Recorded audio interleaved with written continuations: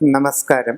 ഗൃഹ ജ്യോതിഷ പങ്ക്തിയിലേക്ക് ഏവർക്കും സ്വാഗതം. ഓരോ നാളുകാരും അവരവരുടെ ഭവനത്തിന്റെ ഉത്തമമായ മുമ്പോട്ടുള്ള ഗതിക്ക് ശ്രദ്ധിക്കേണ്ടതും പരിപാലിക്കേണ്ടതും മാറ്റം വരുത്തേണ്ടതുമായ കാര്യങ്ങൾ എന്തൊക്കെയാണ് എന്നുള്ളതിനെ സംബന്ധിച്ച് ചില നിരീക്ഷണങ്ങളാണ് ഇവിടെ പറയുന്നത്. രോഹിണി നക്ഷത്രക്കാർ ഇടവക്കൂറിൽ വരുന്നതാണ്.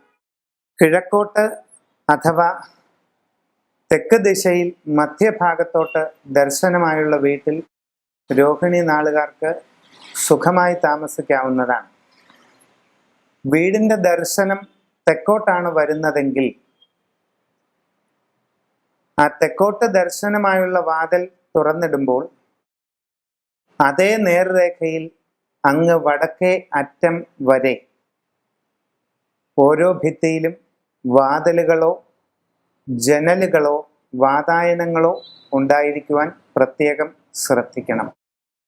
അതായത് തെക്കോട്ടുള്ള വാതിൽ തുറന്നിടുമ്പോൾ ആ വാതിലിലൂടെ നോക്കിയാൽ വീടിൻ്റെ വടക്കേ ഭിത്തിയുടെ അപ്പുറം വരെ തടസ്സങ്ങൾ ഏതുമില്ലാതെ വായുസഞ്ചാരവും ദർശനവും ഉണ്ടായിരിക്കണമെന്ന് ചുരുക്കം. അഗ്നികോണിൽ അടുക്കള ഉണ്ടായിരിക്കുന്നതാണ് ഏറ്റവും ശുഭകരം.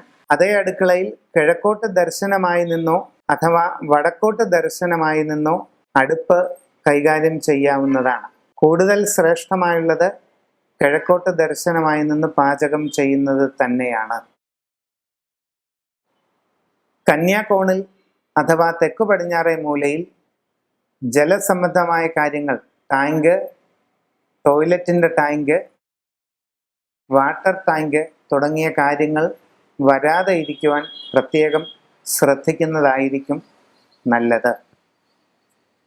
രോഹിണി നാളുകാർ വീടിൻ്റെ തെക്കു പടിഞ്ഞാറേ കോണിൽ ഒരു നല്ല പുളിമരം നട്ടുപിടിപ്പിക്കുന്നത് ഏറ്റവും ഉത്തമമായി കാണുന്നു. അതോടൊപ്പം തെക്കു പടിഞ്ഞാറേ ദിക്കിൽ കാണപ്പെടുന്ന പാലവൃക്ഷവും രോഹിണി നാളുകാർക്ക് സർവതോമുഖമായ ഐശ്വര്യ അഭിവൃദ്ധികളെ പകർന്നു തരുന്നതാണ്. വീടിൻ്റെ കിഴക്കുവശത്ത് മുൻവശത്തായി നെല്ലിമരം നട്ടുപിടിപ്പിക്കുന്നത് അതീവ ഐശ്വര്യകരമായി കാണുന്നു. രോഹിണി നാളുകാർ തങ്ങളുടെ ഗൃഹത്തിൽ തെളിക്കേണ്ടത് ഭദ്രവിളക്ക് എന്ന പ്രത്യേകതരം വിളക്കായിരിക്കണം. അത് വളരെ വിശേഷപ്പെട്ട ചൈതന്യത്തെ നൽകുന്നതാണ്. രോഹിണി നാളുകാർക്ക് തങ്ങളുടെ പഴയ വീട്ടിൽ എന്തെങ്കിലും ഗണിതശാസ്ത്രപരമായോ വാസ്തുപരമായോ ദോഷങ്ങളുള്ളതായി തോന്നുകയാണെങ്കിൽ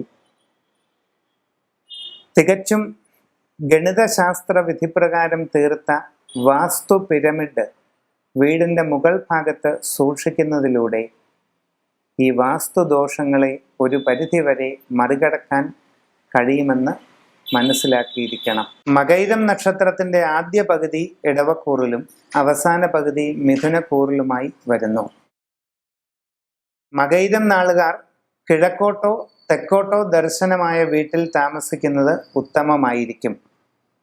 എന്നാൽ വീടിൻ്റെ മുറ്റത്തേക്ക് തുറക്കുന്ന ഗേറ്റ് തെക്ക് കിഴക്കേ മൂലയിൽ അഗ്നികോണിൽ വരാൻ പാടുള്ളതല്ല. വീട്ടിലേക്കുള്ള ഗേറ്റ് കിഴക്ക് മധ്യഭാഗത്തോ അഥവാ തെക്ക് പടിഞ്ഞാറ് ഭാഗത്തോ ആയിരിക്കണം. അഗ്നികോണിൽ അടുക്കള സ്ഥാപിക്കുന്നതാണ് ഏറ്റവും ഉത്തമമായിരിക്കുന്നത്. വീടിൻ്റെ ദർശനം തെക്കോട്ടാണ് വരുന്നതെങ്കിൽ വീടിൻ്റെ പ്രധാന വാതിൽ അഥവാ മുഖദ്വാരം തെക്കോട്ടാണ് തുറക്കുന്നതെങ്കിൽ ആ വാതിൽ തെക്കോട്ട് തുറക്കുമ്പോൾ വീടിൻ്റെ വടക്കേ അറ്റം വരെ ഒരേ നേർരേഖയിൽ വാതിലുകളോ ജനലുകളോ വാതായനങ്ങളോ ഉണ്ടായിരിക്കുവാൻ പ്രത്യേകം ശ്രദ്ധിക്കുക. തെക്കോട്ട് തുറന്നിടുന്ന വാതിലിൽ കൂടി നമ്മൾ നോക്കിയാൽ വീടിൻ്റെ വടക്കുപുറം വരെ കൃത്യമായി കാണുവാനും വായുസഞ്ചാരത്തിനും സാഹചര്യം ഉണ്ടായിരിക്കണമെന്ന് ചുരുക്കം.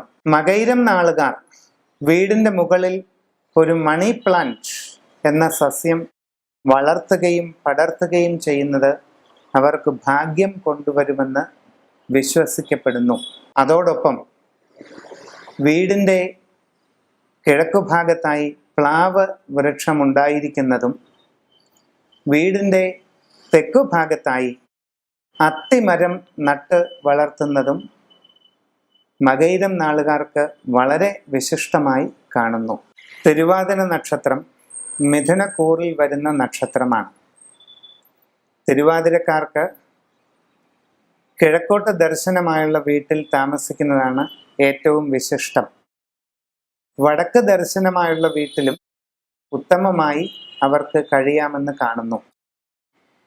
ഈശാന കോണിൽ അഥവാ മീനം രാശിയിൽ വടക്ക് കിഴക്കേ കോർണറിൽ അടുക്കള ഉണ്ടായിരിക്കുന്നത് ഏറ്റവും ഉത്തമമായിട്ട് കാണാം. തിരുവാതിര നക്ഷത്രക്കാർ തങ്ങളുടെ വീടിൻ്റെ കന്യാകോണിൽ അഥവാ തെക്കു പടിഞ്ഞാറേ മൂലയിൽ ജലസാന്നിധ്യം പൂർണ്ണമായും വർജിക്കുന്നത് ഏറ്റവും ഉത്തമം. തെക്കു പടിഞ്ഞാറേ മൂലയിൽ പ്രധാനപ്പെട്ട കിടപ്പുമുറി ഉണ്ടായിരിക്കുന്നത് വളരെ ഉത്തമമാണ്. കുട്ടികളുടെ പഠനമുറിക്ക് ഏറ്റവും അനുയോജ്യമായ സ്ഥലം വടക്കു പടിഞ്ഞാറേ മൂലയായിട്ട് കാണാം. ഈശാന കോണിൽ അഥവാ വടക്ക് കിഴക്കേ കോണിൽ അടുക്കളയാണ് ഏറ്റവും ഉത്തമമായിട്ട് കാണുന്നത്. അതോടൊപ്പം വീടിൻ്റെ ധന സംഭരണം നടത്താൻ ഉദ്ദേശിക്കുന്ന അലമാരി വീടിൻ്റെ വടക്ക് ദിക്കിൽ മധ്യഭാഗത്തായിട്ട് വീടിൻ്റെ ഉൾവശത്ത് സ്ഥാപിക്കുന്നതാണ് ഏറ്റവും ഉത്തമമായിട്ട് കാണുന്നത്. വീടിൻ്റെ ചുറ്റളവും ഉയരവും തമ്മിലുള്ള അനുപാതം തികച്ചും ഉത്തമമാണ് എന്ന് അളന്ന് ബോധ്യപ്പെട്ടിരിക്കുന്നത് നന്നായിരിക്കും. ഇനി തിരുവാതിര നാളുകാർ തങ്ങളുടെ പഴയ വീടിന് എന്തെങ്കിലും ദോഷമുണ്ട് എന്ന് കാണുന്നുണ്ടെങ്കിൽ തന്നെ വീട് പൊളിച്ച് ഒരു നിർമ്മാണ പ്രവർത്തനത്തിന് ഒരുങ്ങണമെന്നില്ല. പകരം വീടിനുള്ളിൽ ഒരു ജയസുദർശന ബലി എന്ന ചടങ്ങ് നടത്തുകയും വീടിൻ്റെ അടിത്തറയിൽ തികച്ചും വിധിപ്രകാരമുള്ള ഒരു വാസ്തുചക്രം സ്ഥാപിക്കുകയും ചെയ്യുന്നതായാൽ ദോഷത്തിൽ ഗണ്യമായ കുറവ് വരുന്നതായി കാണാം. അതോടൊപ്പം തിരുവാതിര നാളുകാർ കരിമരം എന്ന വൃക്ഷത്തിൻ്റെ ഒരു തൈ ഒരു പൂച്ചട്ടിയിലാക്കി വീടിൻ്റെ വെളിയിൽ കിഴക്കു ഭാഗത്തായി വളർത്തുന്നത് ഉത്തമമായി കാണുന്നു.